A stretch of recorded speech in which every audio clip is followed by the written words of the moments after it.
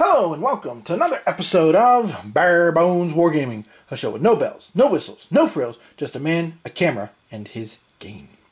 Alright, this episode, as requested by some of my viewers, I am going to give my thoughts, now that I've had a chance to play a full game, the differences between this boxed edition of Midway Solitaire and the magazine edition. And whether, if you have the magazine edition, if you should bother to pick this up. Alright, I made a list of items here, so I'm just going to kind of go over them, talk about them briefly. I'm not going to try and drone on forever. I don't feel the need for that. But I will go ahead and use one of my favorite set of dice, this big green one here. My mother got these for me years ago when she went to the Biltmore mansion in, I think it's North Carolina, I believe. So I'll use those to kind of mark my thoughts, and that way, if you're going through the video, you can go ahead and see where my thoughts are for each item, and I'll try to put the timestamp in the description too afterwards. Okay, alright, so here we go. Midway Solitaire. What are the big differences? Okay, big difference number one. Big difference number one is there's no repair damage track. Now, in the original Midway Solitaire, if U.S. forces got damaged, they had to go on the repair track, and you had to roll to move them along the repair track. This, of course, can be extremely frustrating for aircraft carriers, and of course, this kind of thing did happen whenever you think about the Saratoga being torpedoed and such. Things of that nature. The new game is basically a standard roll the die, see if it gets repaired. If not, it just stays in the damaged box. 1-3, I think it stays, and 4-6, it gets repaired. So, much more streamlined, very easy for the U.S. to bring forces back into the game, which in the older version, I will say that could be a problem if you got die rolls that weren't very good, or if you started deep on the damage track, because I believe there were 6 different steps to it.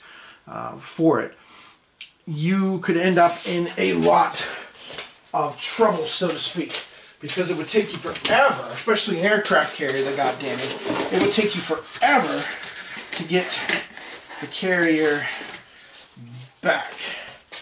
And let me see here real quick. Yeah, here we can just do this.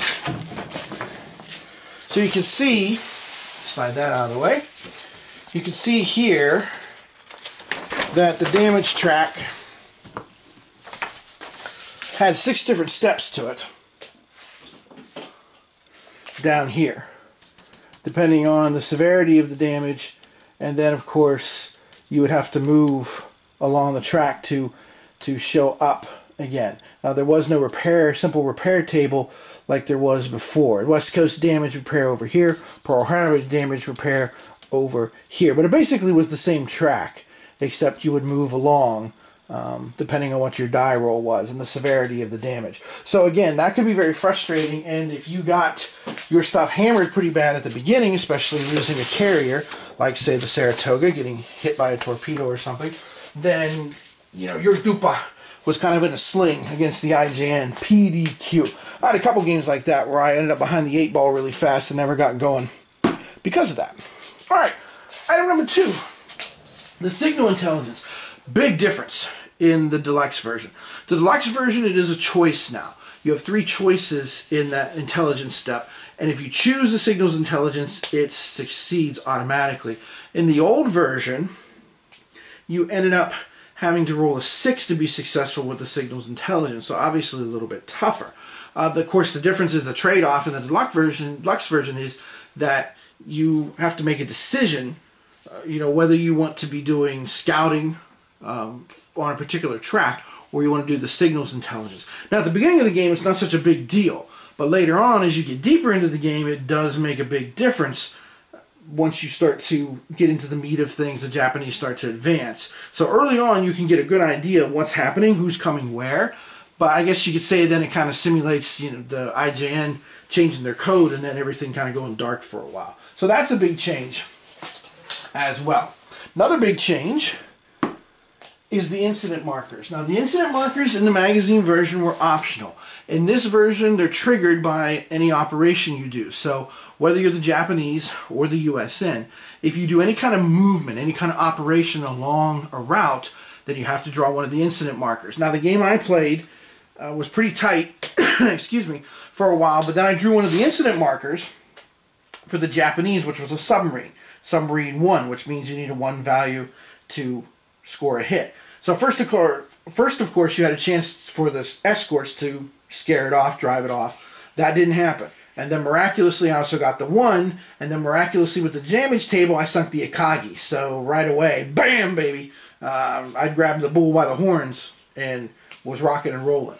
So the incident markers can certainly swing the game, and I think that might be why they were optional in the original magazine version.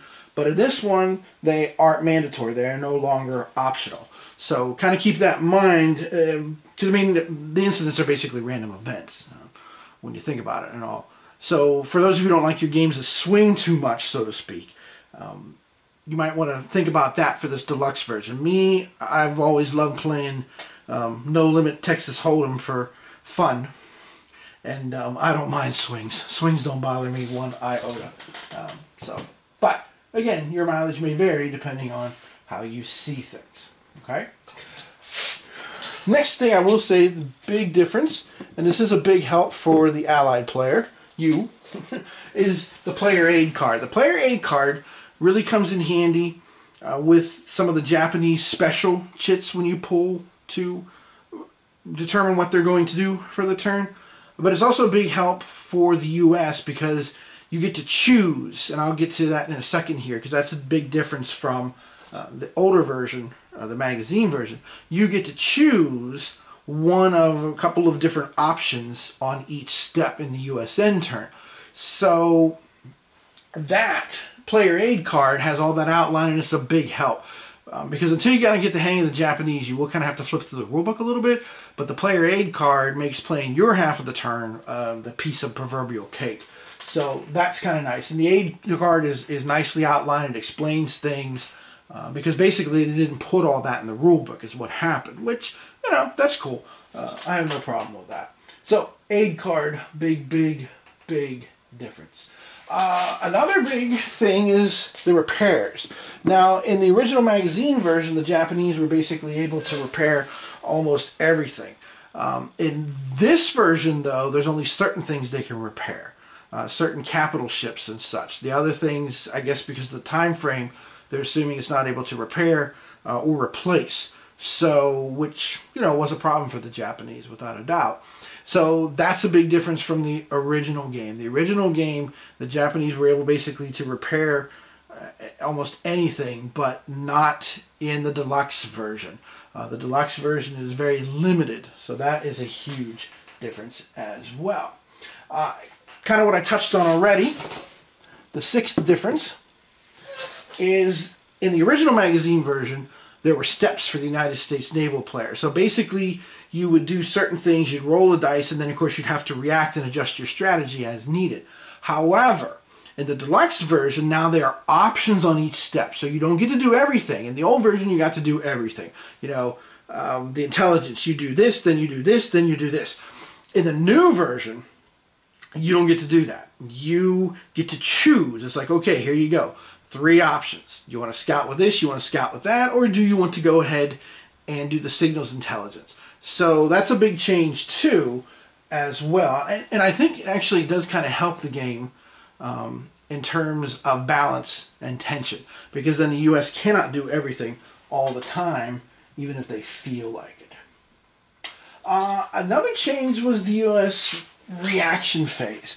The US reaction phase, it used to be that you could react, you got a free search with any base or any carrier force to find the Japanese. That doesn't happen now. In the reaction phase in the deluxe version, you basically are able to attack if you want, but you don't get to search. Now, that to me is a little odd, especially since a lot of the times the Japanese forces were spotted by land-based aircraft, and PBYs in particular were invaluable to that, so that feels a little strange. I mean, I know it's a point-to-point map, which means there is a lot of space in between, but it kind of, I don't know, it just, to me, it just seems a little off. And I'm assuming this was done for play balance, is my guess. Because if you're able to search on the intelligence step 2 spaces away from the carrier task force that you have, whatever task force you have built around, you know, whatever, Enterprise and stuff, then why can't you do it with the reaction phase? It's basically like they have to be in the same space with you, and then of course you automatically spot them when they're the same space as you, and then you can attack. That just feels a little off. And the fact that land-based air really doesn't get a chance to search, that's a little strange too. But that is a big, significant difference between the two.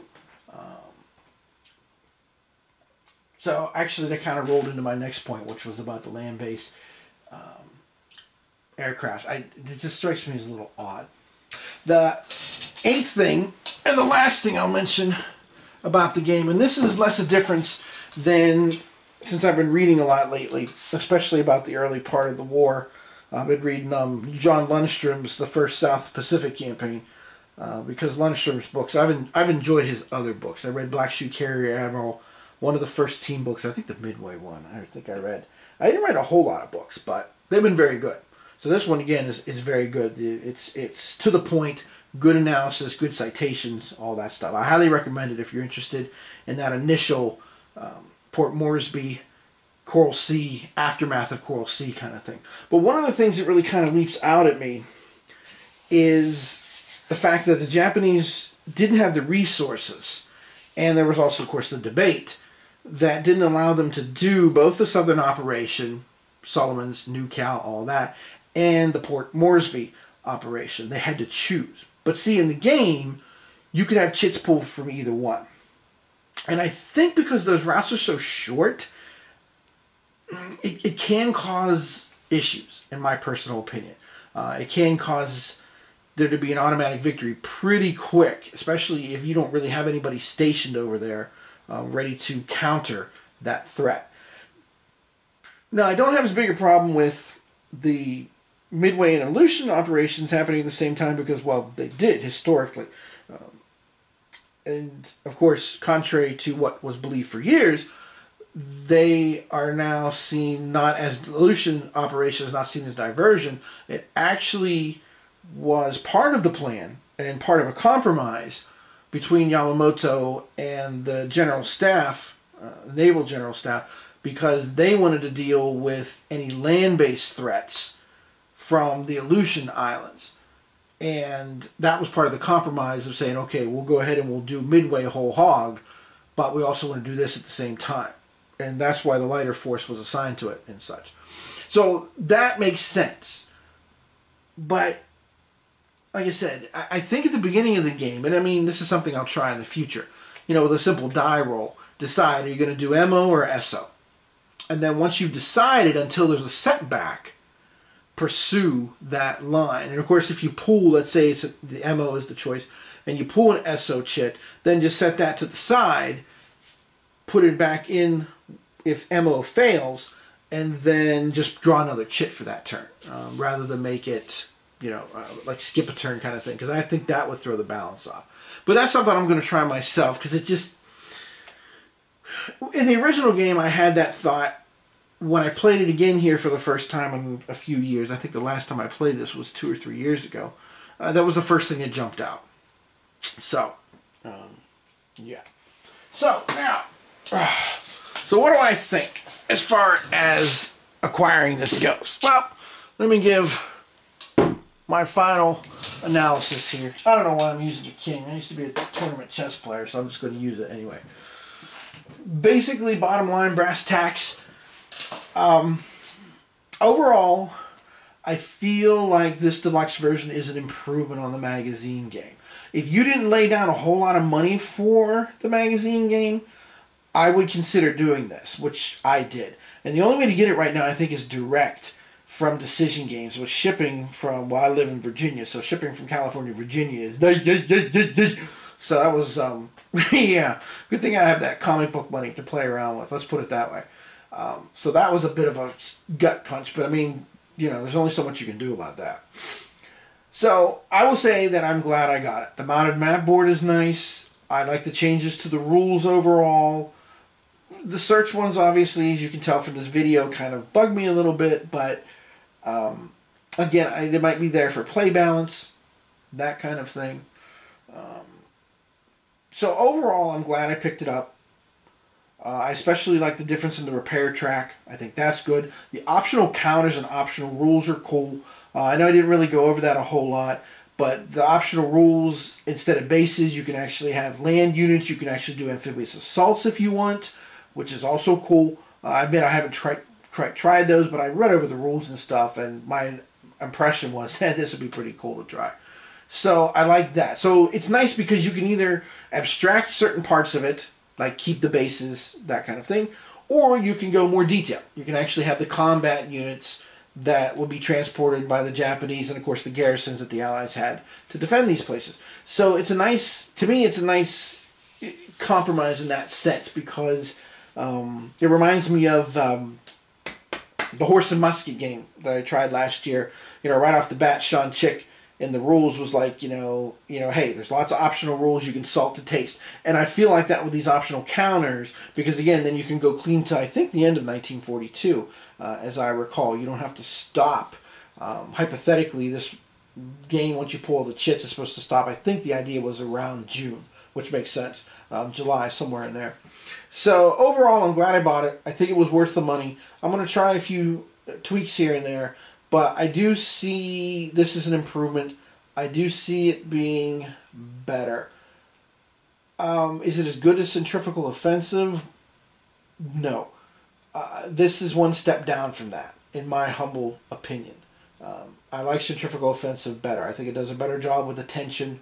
I think it does a better job with other aspects. But I mean, granted, that's a little bit easier because the Allies didn't really, have much options. I mean, they were looking basically, let's face it, they were looking to get lucky is what they were doing to impact things. Although, actually, one of the things in the Lundstrom book that was interesting was he spent a lot of time detailing how those carrier raids that were launched early in 1942 against the Marshalls and things like that, how they impacted the Japanese, especially that one in New Guinea, where the attacking planes flew over the own Stanley Mountains from the carrier strike and, sunk a bunch of their ships and basically, to be honest, about shocked the shit out of them. And they were just like, what the just happened? What? It made a big impact on them and how they were perceiving how they were going to execute the MO operation. So that's kind of neat, because a lot of books don't go into detail on those initial carrier raids that were done. A lot of the times they're just portrayed as pinpricks, and then the Doolittle raid is shown as, oh, holy crap. But this happened first, and then the Doolittle raid came second. So those two things put together really, shook things up, so to speak. So, although I am, just final thought here, I'm a little mystified by this since the book I'm reading.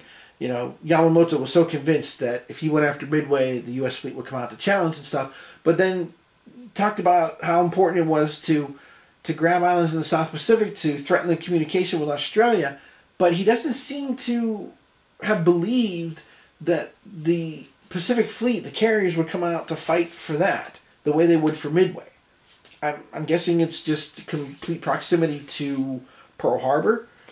Maybe. I'm sure if Yamamoto had known how much King was worried about the whole lines of communication to Australia, he might have rethought that and kept the whole, the 6 carriers together to do, the Port Moresby operation, then do the Midway after that. So, anyway, so there's my thoughts, as requested by the viewing population, so to speak, on the differences between the magazine version and the boxed version of Midway Solitaire. So, this is Tim Korchner from Bare Bones Wargaming, saying thanks for watching, and next time, I'm about 95% sure, next time episode is going to be a playthrough of Race to Moscow. So, I'm working on the rules right now, and I'm pretty sure that's what I'm going to do. But I'm not 100% sure. So stay tuned. I'll keep you guys posted. As always, thanks for watching. I'll see you next time.